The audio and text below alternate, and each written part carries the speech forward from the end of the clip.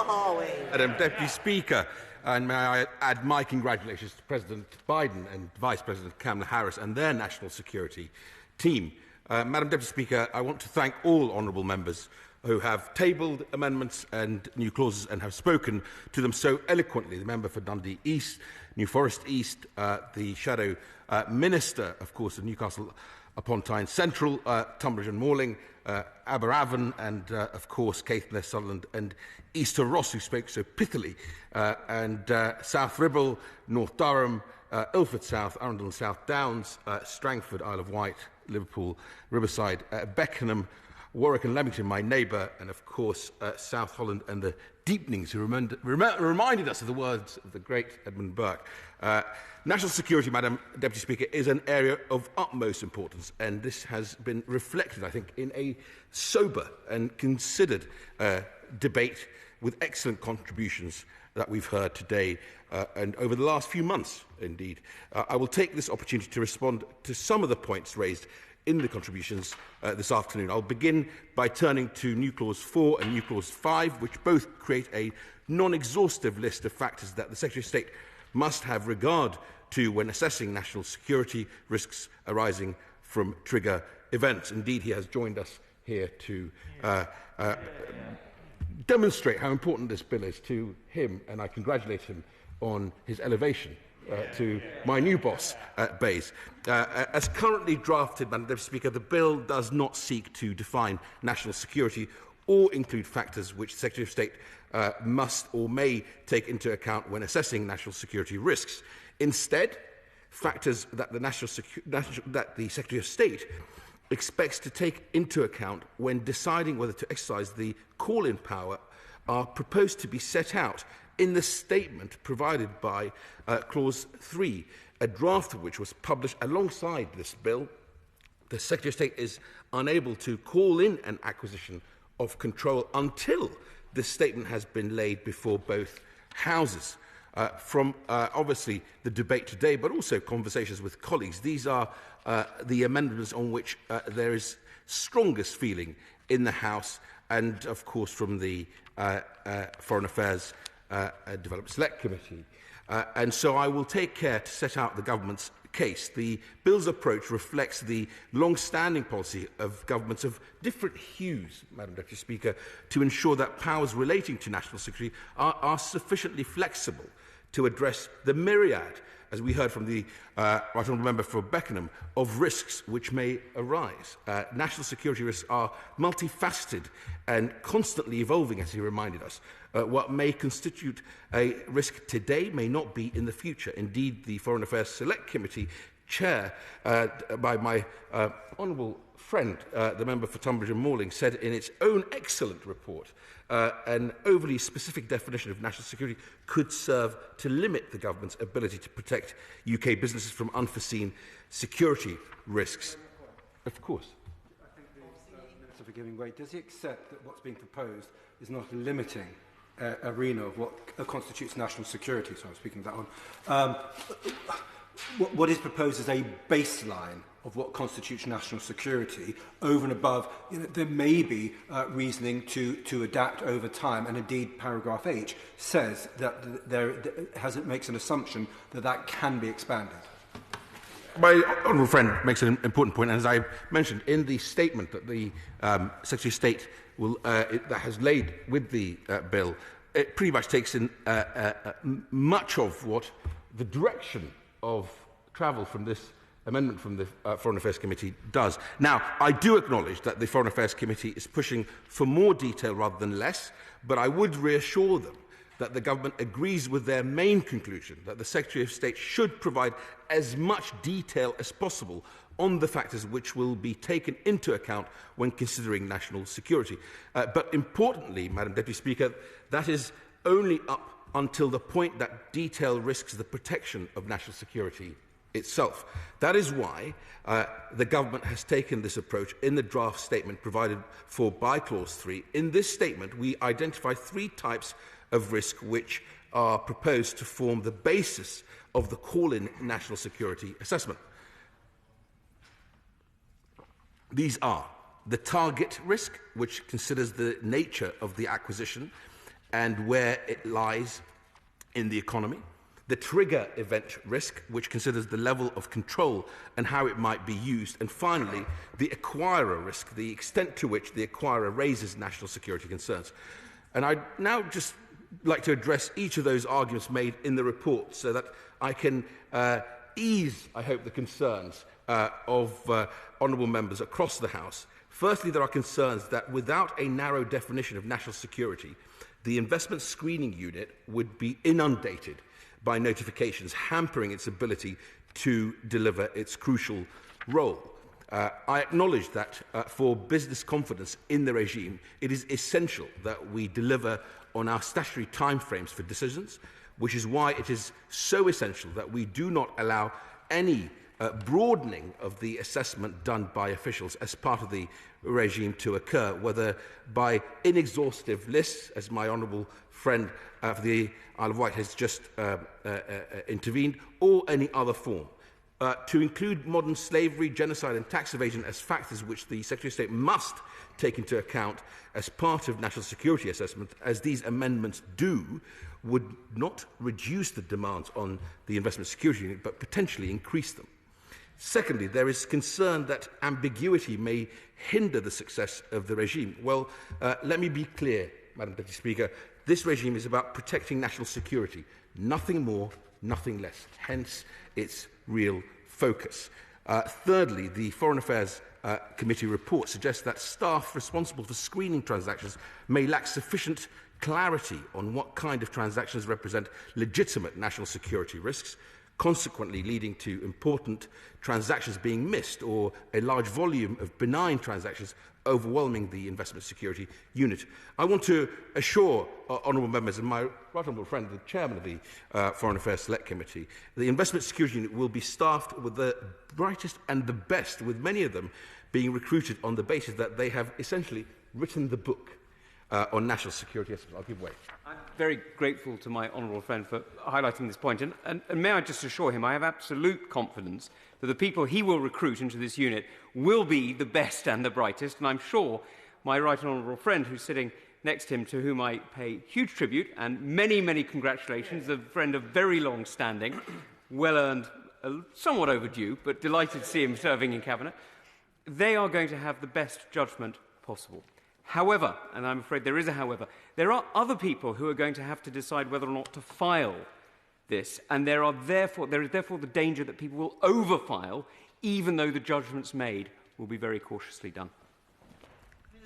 I'm grateful for my right honourable friend's contribution, and it's something that I've been watching carefully as we've introduced this legislation. Obviously, we've had around 36 inquiries to the team already. So it feels to me that where we have landed is proportionate and right. And I would just really just carry on with the fourth point on the report. It sets out, of course. For the Minister giving way, just on the point about the bright and the best, I've got no doubt about that he will aim to recruit them. But what assurance can he give that those individuals will not only have the necessary security clearance, but also the culture of thinking about security as opposed to business and regulation? I'm grateful for the honourable member's intervention. They will be able to draw upon all the experience, culture, and of course resources of government to be able to do their job properly. I can assure him of that. The report sets out a fear, which we have heard elsewhere, of course, that without a definition of national security on the face of the bill, interventions under the NSI regime will be politicised.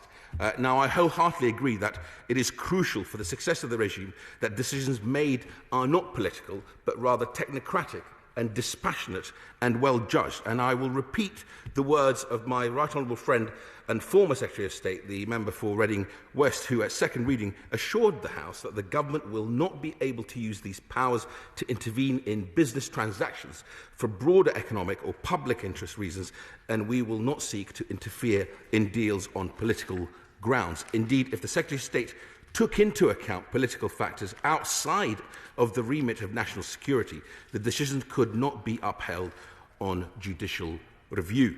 And it is with this in mind, Madam Deputy Speaker, and our focus on protecting foreign direct investment that so many colleagues are concerned about, especially as we come out of this COVID challenge, that politicised decisions will not be possible under the NSI regime. I hope honourable and right honourable members feel I have sufficiently explained the government's approach, that we have sought to deliver what the Foreign Affairs Committee and opposition recommend. Of course I'll give way.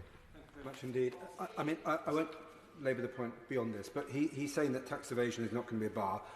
OK, I accept the government's made that statement. Does he accept that in Australia, tax evasion is one of those significant elements? Does he is then rather implying that tax evasion and tax evaders are not going to be opposed if they're going to be buying UK companies? How high then is the bar set on criminality or unsavoury characters, maybe people close to Russian presidents and oligarchs and questionable companies? For the Honourable, we actually, when we, and this bill, as colleagues have said, has been a long time in gestation, from 2017 to 2018 consultation and white paper, and now today. So we look and scan how other countries do, and I think we've reached a proportionate position. Of course, as I say, the Secretary of State statement sets out exactly how he would assess the risks to national security.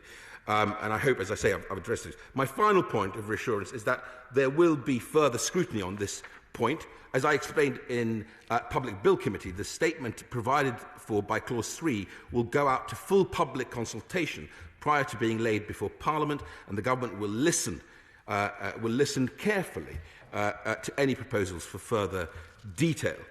Turning to Amendments 1, 2, 3 and 6, these amendments broadly, Madam Deputy Speaker, seek to ensure the scope of the regime as a whole is right, that mandatory notification covers the right sectors, and that both the statement and the notifiable acquisition regulations are reviewed within a year. Amendment 1 would require notifiable acquisition regulations to be reviewed within a year of having been made, and once every 5 years thereafter. It is right, I think, that the Secretary of State keeps a constant watch on these regulations. Indeed, it is vital that he has the flexibility to reassess and, if needed, seek to update these regulations at any time.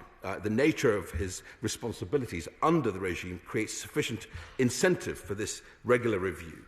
Amendment 2 would in effect introduce 2 further trigger events to the regime. It would mean that a person becoming a major debt holder would count as a person gaining control of a qualifying entity. The amendment would also mean that a person becoming a major supplier to an entity also counted as a person gaining control of a qualifying entity.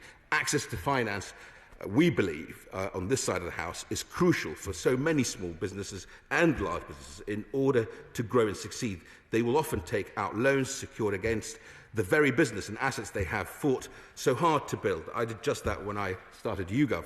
That is why the bill allows the Secretary of State to scrutinise acquisitions of control and that take place where lenders exercise rights over such collateral. But the government does not consider that the provision of loans and finance is automatically a national security issue. Indeed, it is part of a healthy business ecosystem which enables businesses to flourish in this country. I also share the desire of the honourable members for Aberdeen South, Glenrothes and Dundee East to ensure that businesses within our most sensitive supply chains are protected. The bill does that already by allowing the Secretary of State to call in trigger events across the economy where he reasonably suspects that they may give rise to national security risks. That includes key suppliers. Amendment 3 proposes that the Secretary of State must review the first statement under Clause 3, which sets out how he expects to exercise the call-in power within 1 year of its publication. As currently drafted, subsection 4 requires that the Secretary of State review this statement at least every 5 years. Let me assure the House that the Secretary of State will be maintaining the closest watch on the changing security landscape. He will therefore review and, if appropriate, update the statement more frequently than every 5 years if needed. And finally, Amendment 6 would require the Secretary of State to bring all broadcast and print media, as well as social media companies, in scope of mandatory notification when making notifiable acquisition regulations.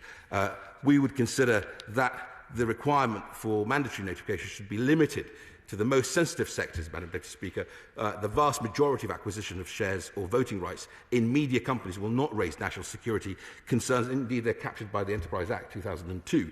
But I hope honourable members are reassured to know that the bill allows government to use the call-in power across the economy where any risks may arise.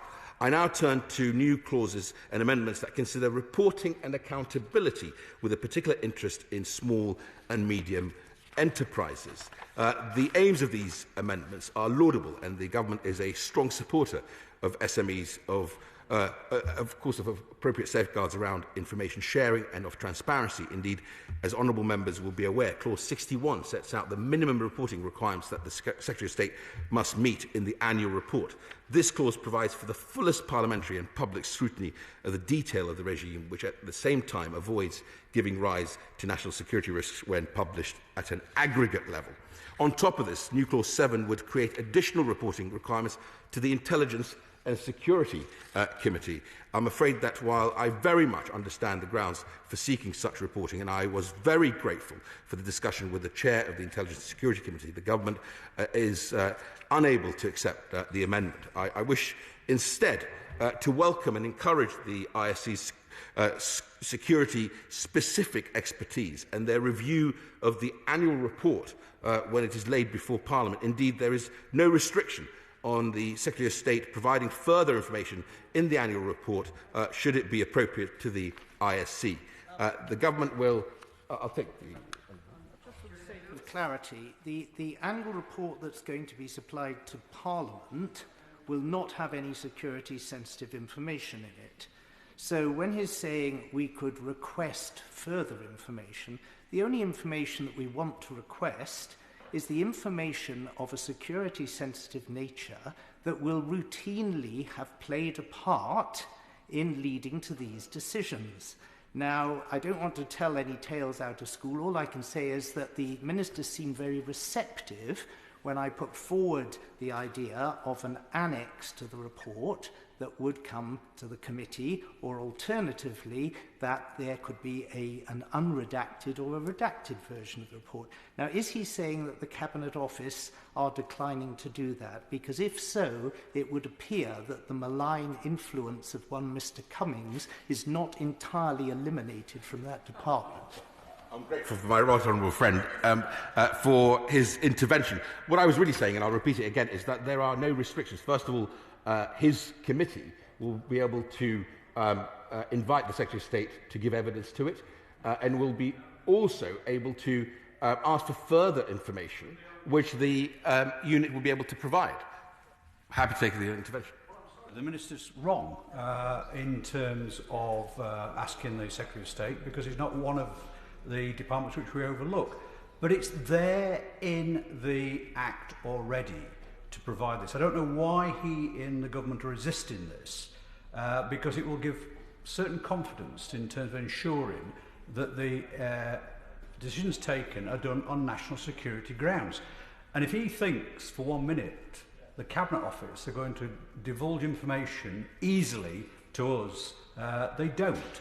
Every time you have to drag and scream and kick him. So I'm sorry, this is very disappointing. I'm grateful for the honourable member's intervention. As I will just repeat again, there are no restrictions on the committee on requesting further information from the unit or from the Secretary of State. Of course.